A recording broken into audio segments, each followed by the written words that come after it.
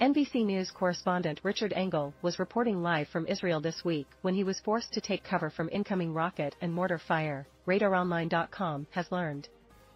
In the latest shocking development to come after Israel declared war against the Palestinian militant group Hamas on Sunday, Engel reported live from the Israeli city of Sderot. Sderot is situated along the Gaza border where Hamas launched an unprecedented terror attack against Israel on Saturday, and Engel confirmed that there was still a lot of fire when he reported to Morning Joe early Monday morning. "We believe it's mortar fire," Engel explained as he took cover behind a nearby wall. "Some of them from rockets, they've been coming in quite close. That is why we're on the ground right now.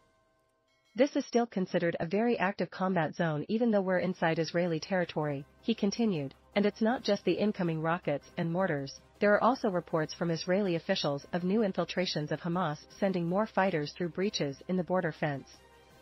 Engel also confirmed that he and his crew were very close to the Gaza Strip where Saturday's devastating attack took place and that rockets were 100% coming out of the Hamas-controlled area. "Oh, 100%, there are rockets coming out of Gaza, and mortars," the NBC News chief foreign correspondent explained further. "We are very close to the Gaza Strip.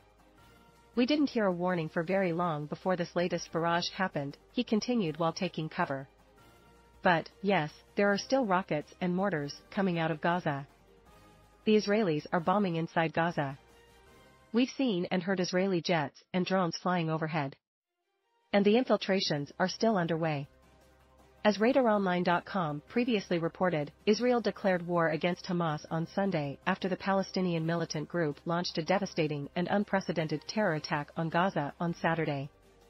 The U.S. State Department confirmed on Monday that at least 9 Americans were killed in the Hamas attack, while more than 700 Israelis were reported dead and hundreds more are believed to be injured or missing.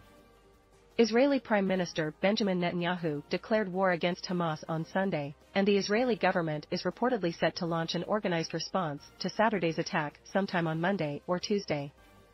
"I tell Hamas, you are responsible for the well-being of captives. Israel will settle the score with anyone who harms them," Netanyahu said in a statement on Saturday night shortly after the initial attack.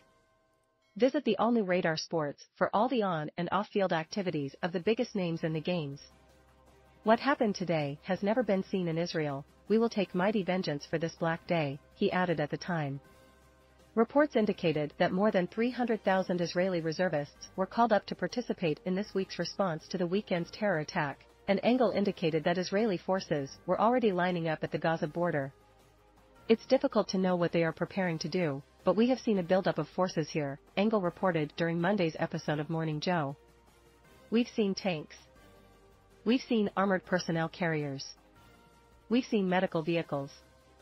We've seen a whole host of different armored vehicles moving into this area with a full complement of soldiers. It's hard to know if they're preparing for some sort of assault," Engel continued. "I don't think the number of troops that we've seen indicates that they're getting ready for any land incursion. And the land incursion at this stage would be enormously difficult because there are still so many Israeli hostages inside."